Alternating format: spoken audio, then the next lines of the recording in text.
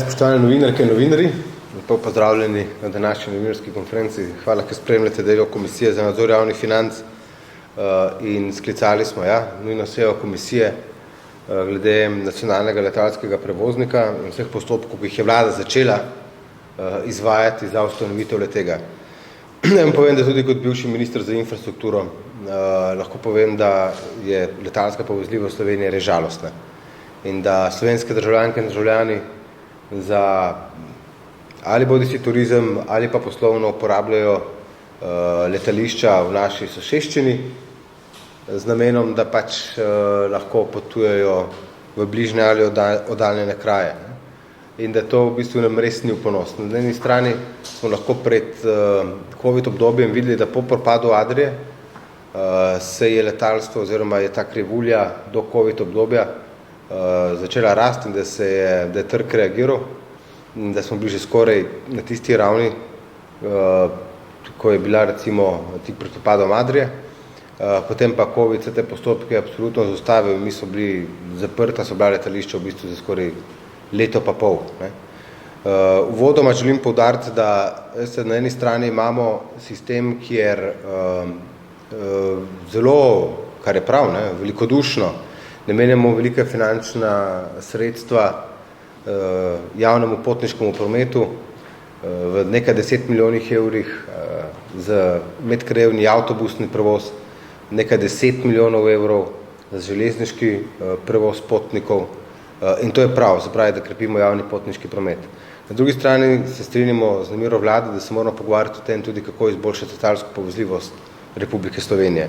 Torej, v Novi Sloveniji zagotovo podpiramo idejo o tem, da je potrebno letalsko povezljivost naše države izboljšati. To je absolutno in s tem se zagotovo strinjamo. Nasprotujemo pa ideji, da bi Republika Slovenija ustanavljala nacionalno letalsko družbo, pri čemer bi vstopala neposredno v lastništvo podjetja, še posebej pa brez jasne predstavitve finančnih posledic za državni proračun. In ravno zaradi tega, ker nas skrbi Komisijo za nadzor javnih financ, državni proračun in finančna sredstva, sklicujemo to sejo komisije. Namreč smo prepričani, da je v bistvu prava pot za izboljšanje letalske povezljivosti sklenitev zlasti strateškega partnerstva z eno izmed uveljavljenih letalskih družb. Država bi, se pravi, morala preko analize, v katero bi bili vključeni predstavniki gospodarstva in tudi turističnega sektorja, določiti v bistvu pomembnejše destinacije na podlagi poslovnega načrta, tudi strateškega partnerja, bi država morala skleniti posebno pogodbo in subvencionirala za državo in gospodarstvo strateško pomembne letalske povezave. Ko govorimo o razvoju turizma in tem izpadu, ki je tudi študija ekonomista Jožeta Podamjena bila predstavljena in predložila natančno opredeljene številke, seveda ne moremo nasprotovati, da ne pride do izpada bodisi turizma, bodisi na drugi strani na področju gospodarstva in tako naprej. Ampak da se ta primanjkljaj pripeljati tudi na drugačen način. Tukaj govorimo zlasti o letalski povezljivosti, na drugi strani nizkocenovnih letalskih družb. O tem v tej študiji ni bilo nič praktično natančno opredeljeno.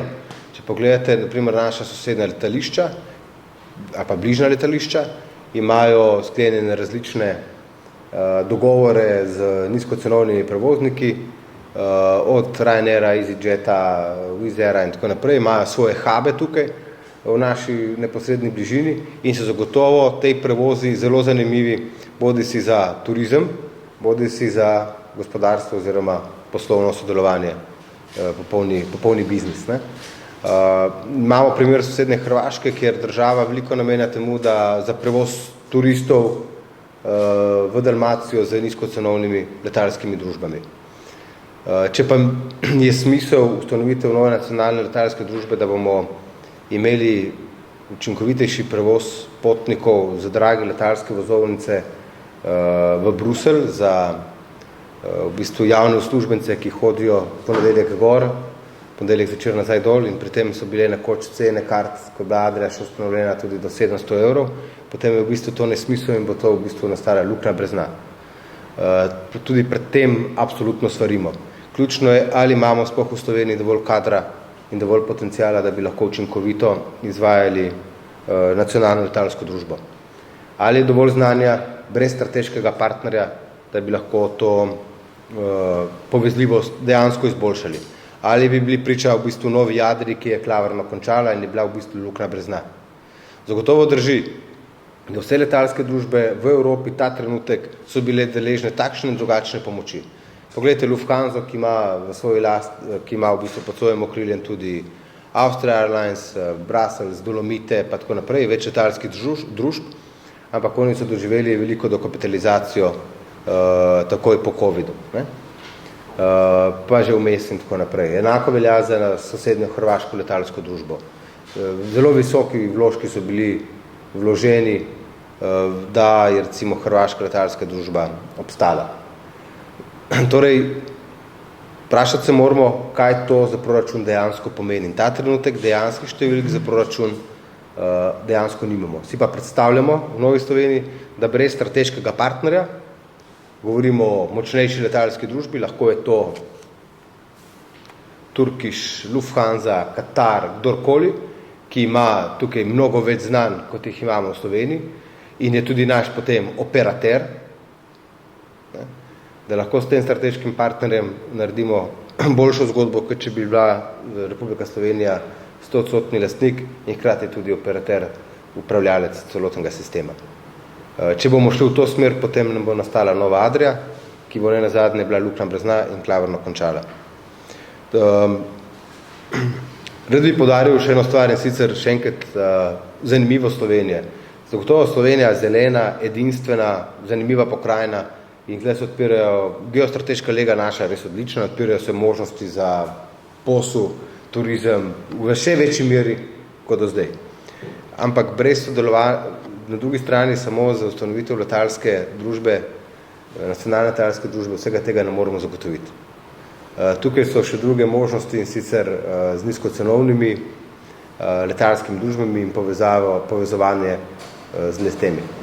Sicer to so, ja, v privatni lasti, v veliki meri, ampak nič za to. Je pa res, da te letalske družbe za prihod v določeno državo, na drugi strani, vam povem kot bivši minister, ja, zahtevajo določen finančni vložek, tudi v to, da oni izvajajo lete. Ampak koliko je sama Slovenija sama po sebi zanimiva, ste lahko videli pri tem, ki je bil objavljen javni razpis za izboljšanje letalske povezljivosti. In sta se javila v bistvu samo dva ponudnika, da bi to letalsko povezljivost izboljšala. Torej, nujno sejo Komisije za nadzor javnih financ sklicujemo z namenom, da nam vlada predstavi to izdelano študijo, Jožeta P. Damjana, poslovni načrt, časovnico, finančno konstrukcijo in tudi nameravan postopek pogajanj z Evropsko komisijo za ustanovitev nove nacionalne letalske družbe. Vi veste, da ta pogajanja z Evropsko komisijo bojo bila zelo zapletena. Da pa ne bo nobene pomote, tudi v naši vladi smo govorili o ustanovitvi letalske družbe. To je bilo zlasti v nastajanju pri pristojnem ministrstvu, takrat je bilo to pristojno ministrstvo, ministrstvo za gospodarstvo, ne ministrstvo za infrastrukturo, ampak potem je do tega končnega epiloga seveda ni prišlo. So pa številke zelo, zelo visoke. Ko se o tem pogovarjamo, kajti tudi stroški ustanovitve leta in samega vodenja procesa nacionalnega letalskega prevoznika so zelo visoki. Tukaj bi podaril res znanje. Ali imamo v Sloveniji sposobne ljudi, ki bi lahko nadomestili strateškega operaterja, kot ga imajo recimo in so velike letalske družbe. Ustanovitev novega, torej nacionalnega letalskega prevoznika, kot sem dejal, je finančno tvegana poteza, torej najmanj 7 let izgube poslovanja. Pričakovati tudi zahtevna pogajanja z Evropsko komisijo, še večjo oviro pa zagotovo predstavlja zasedenost dobičkonosnih linij in tudi ugodnih slotov za pristajanje in vzletanje. Tudi to je bilo strani strokovnih mnenj že večkrat poudarjeno. Vzpostavil je tudi, da bi bilo treba vzpostaviti na drugi strani tudi mrežo z drugimi prevozniki in kar še enkrat poudarjam, strokoven kader za licencami za delo v letalstvu.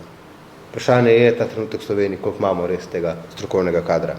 Ker izkušnje res iz preteklosti kažejo, da je bilo recimo poslovanje nekdanje Adria Airways res netransparentno, obremenjeno številnimi spornimi poslovnimi odločitvami, izčrpavanjem podjetja, potem prodaja tega podjetja nekemu skladu, ki je potem podjetje še dodatno izčrpaval in ga nazadnje poslal v stečaj. In na drugi strani so davkoplačevalci to isto Adrio reševali z dokapitalizacijami, tudi s 50-milijonsko finančno injekcijo. Bodi dovolj za uvod, sem pa na voljo za vaše vprašanje. Zagotovo me boste lahko vprašali karkoli, ampak vem pa, kaj kot bivši minister, ki sicer nisem pristojen za ustanovitev letalske družbe, ampak za letalstvo pa. Mi smo imeli, in to javnost ne ve, smo imeli ponudbo na mizi tudi za sklenitev enega dogovora z letalsko povezljivost z eno od letalskih družb za določene linije, ampak takrat ni bilo to vrstnega soglasja, da bi do te vzpostavitve potem prišlo. Ni bilo pa soglasja na drugi strani medkoalicijskega.